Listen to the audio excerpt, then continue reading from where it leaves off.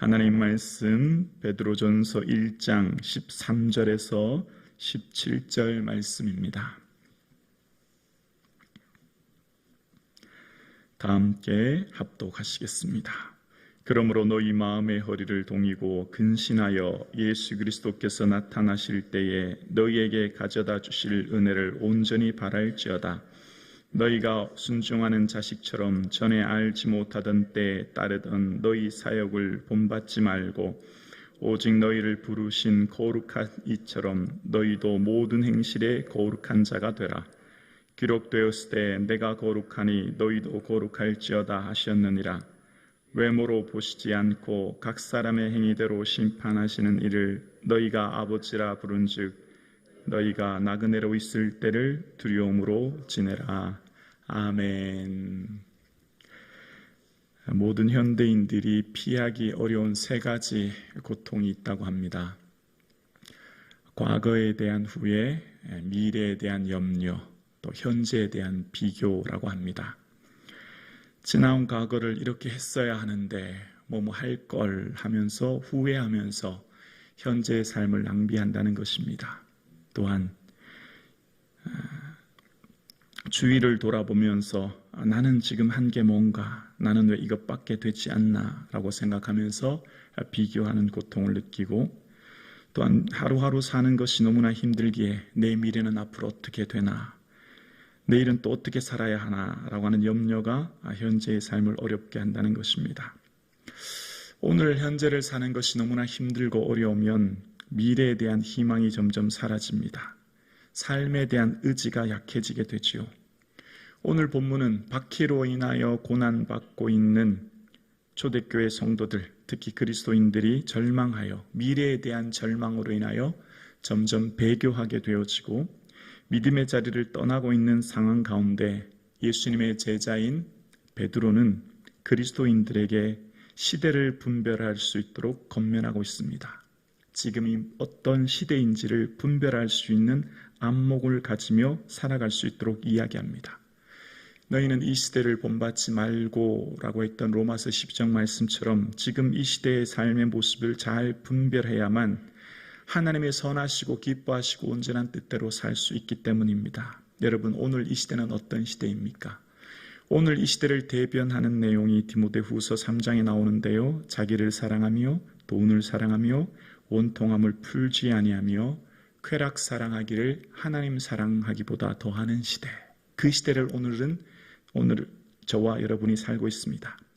마치 박해로 인하여 신앙을 지키기 어려웠듯이 이 시대는 세속화와 쾌락주의로 인하여 믿음을 지키기 어려운 시대를 저와 여러분이 지금 살아가고 있습니다. 이렇게 살아가는 저와 여러분들에게 베드로는 세 가지를 잘 분별하도록 이야기하고 있습니다. 먼저 첫 번째, 미래에 대해서 바라볼 때 은혜의 때를 소망하라 라고 하는 것입니다. 미래에 대한 은혜의 때를 소망하라. 13절이죠. 예수 그리스도께서 나타나실 때라는 겁니다. 미래는 은혜의 때, 주님 주실 칭찬의 때를 소망하라는 겁니다. 그리스도인들은 미래를 은혜의 때로 바라보는 거예요. 두 번째, 성도는 과거를 욕망의 때를 벗어버리는 것입니다. 과거의 욕망의 때, 옛 습관을 벗어버리라는 것입니다. 14절입니다. 14절에 보면 전에 알지 못하던 때라고 등장합니다. 14절에 과거의 욕망의 때를 벗어버리라. 전에 알지 못하던 때, 예수님을 알지 못하던 너희가 순종하는 자식처럼 전에 알지 못하던 때라고 이야기합니다. 세 번째, 현재는 두려움의 때, 즉 나그네의 때로 거룩함을 온전히 지키라 라고 이야기합니다. 17절에 나그네로 있을 때라는 겁니다. 그래서 오늘 본문의 먼저 첫 번째, 1세기 박해로 인하여 고난받고 있는 성도들이 이 시대를 어떻게 분별해야 될지, 먼저 성도는 미래를 은혜의 때로 소망하라는 것입니다. 13절에 보면요, 그러므로 너희 마음의 허리를 동이고 근신하여 예수 그리스도께서 나타나실 때 너희에게 가져다 주실 은혜를 온전히 바랄지어다. 성도에게 미래는 하나님이 주실 은혜의 때를 소망하는 것입니다. 사랑하는 성도님, 여러분은 미래를 어떻게 바라보고 계십니까? 궁극적 미래, 우리의 삶의 궁극적 미래는 하나님의 주실 은혜를 소망하는 저와 여러분 되실 수 있기를 주님의 이름으로 축원합니다. 그래서 마음의 허리를 동이고 근신하라 라고 이야기합니다. 근신하라는 원어의 뜻은 정신을 차려라, 자제하라 이런 뜻인데요. 마음의 허리를 동이다, 허리를 묶다는 것이죠. 예수님이 제자들에게 대야에 물을 떠서 발을 씻겨주시면 한 삶을 바라봤던 베드로는 이제 지금이 바로 정신을 차리고 근신할 때임을 이야기하면서 우리에게 주신 이 믿음을, 우리에게 지금 이 근심해야 될 때는 금보다 더 귀한 믿음을 잘 지켜야 될 때라는 겁니다. 그래서 이 금보다 더 귀한 믿음을 잘 지킬 때 우리에게 주실 은혜의 구체적인 세 가지가 뭐였죠? 칭찬과 영광과 존귀입니다. 앞절 7절에 말했던 칭찬이요. 여러분, 사람의 칭찬을 받을 것인가? 예수 그리스도의 칭찬을 받을 것인가? 매 순간 결정하십시오. 여러분, 사람의 영광을 받을 것인가? 예수 그리스도의 영광을 받을 것인가? 매 순간 결정하십시오. 사람에게 존귀 여기며 살 것인가? 예수 그리스도께 존귀함을 받으며 살 것인가? 여러분, 매 순간마다 결정하십시오. 우리의 매 순간마다 여러분은 선택하셔야 합니다. 우리에게 주실 은혜를, 우리에게 주실 칭찬을, 영광을, 존귀를 사람에게 취할 것인가? 예수 그리스도로부터 받을 것인가? 오늘 함께 예배드리시는 사랑하는 성도님, 예수 그리스도로부터 주시는 그 칭찬의 은혜를 소망할 수 있기를 주의 이름으로 축원합니다. 예수 그리스도 주실 그 영광, 그 존귀를 바라보는 것이죠. 그래서 오늘 우리는 인내하는 거예요. 그래서 오늘 우리는 현재의 삶을 지키는 것이죠. 그래서 오늘 우리는 이렇게 예배하는 것입니다. 우리의 삶 가운데 궁극적 미래에 있을 그 소망 때문에 오늘을 살아가는 거예요. 우리는 미래가 두려움이나 불안이 아니에요. 우리의 미래는 하나님의 찬란한 영광이 우리에게 기다리고 있는 줄로 믿습니다. 여러분, 다시 만날 예수님 바라보며 마음이 설레이고 기대가 되고 할렐루야, 그 소망 가지며 살 수 있기를 주의 이름으로 축원합니다.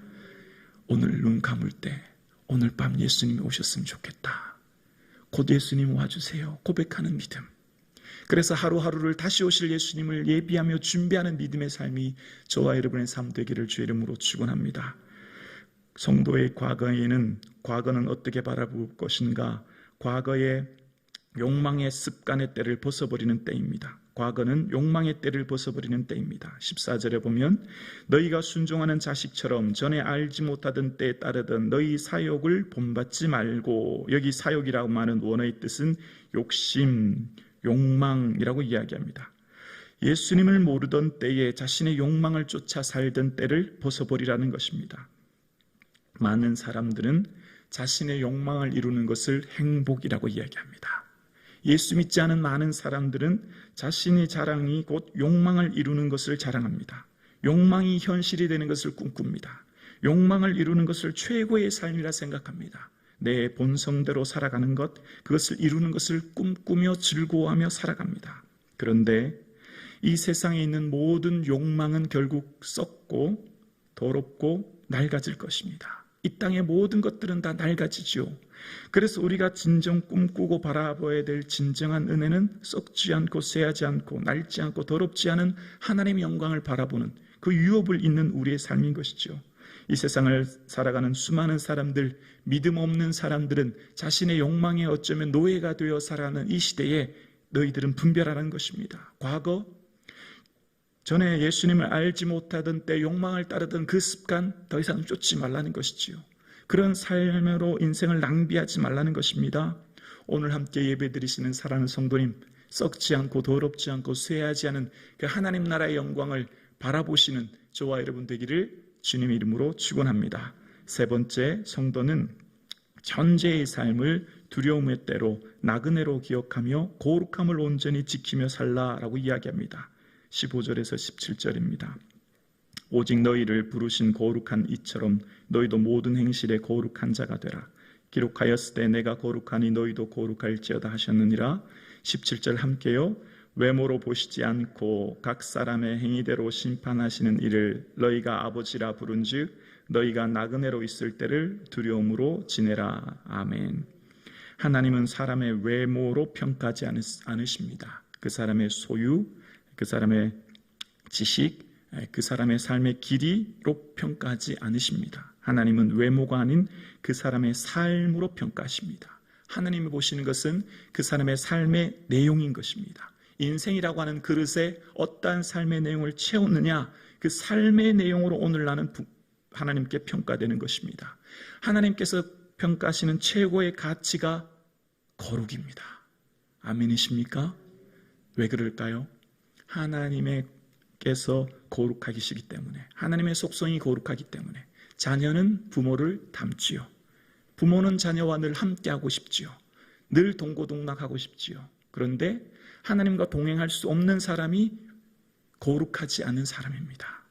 그래서 하나님은 늘 거룩하게, 하나님은 늘 동행하고 싶고 함께하고 싶은데, 그렇게 하나님께서 늘 가까이 하고 싶은 사람, 그러나 하나님께 가까이 가지 못하는 사람은 불의하여 죄악 속에 거하는 사람이기 때문에 하나님은 우리에게 거룩을 요구하시는 것이죠. 그래서 매 순간마다 하나님은 우리와 동행하기 원하시고, 숨쉬는 모든 순간 주님께서는 우리와 함께하기 원하시는데, 그래서 우리의 삶 가운데 거룩해야만 하나님 함께 하시는 것입니다. 거룩하기 위해 애쓰는 삶을 살도록 이야기하는 것입니다. 왜요? 우리의 삶이 쉬 사라지기 때문입니다. 이 땅의 인생이 결코 영원하지 않아요. 우리의 삶이 결국 나그네이기 때문입니다. 50년 뒤 이 자리에 있을 성도님들이 과연 몇 분이겠습니까? 사랑하는 성도님, 모든 믿음의 성도들이 한 고백이 있어요. 야곱도 바로 앞에서 내 나그네의 세월이 130년입니다 라고 얘기했고, 다윗도 우리 조상들과 같이 주님 앞에서 이방 나그네와 거류민들이라 라고 자신의 삶을 나그네라고 이야기했습니다. 오늘 사도 베드로도 우리의 인생이 나그네라고 이야기합니다. 여러분, 우리는 곧 한번 피었다 사라지는 꽃처럼 우리의 영광은 쉬 사라질 삶을 살아가고 있습니다. 이 세상이 영원하지 않습니다. 쉬 사라질 이 세상 가운데 나그네의 삶을 살아감을 기억하며 매 순간마다 하나님께서 주실 칭찬을 바라보시며 거룩함을 선택하시는 이 하루 되어질 수 있기를 주님의 이름으로 축원합니다.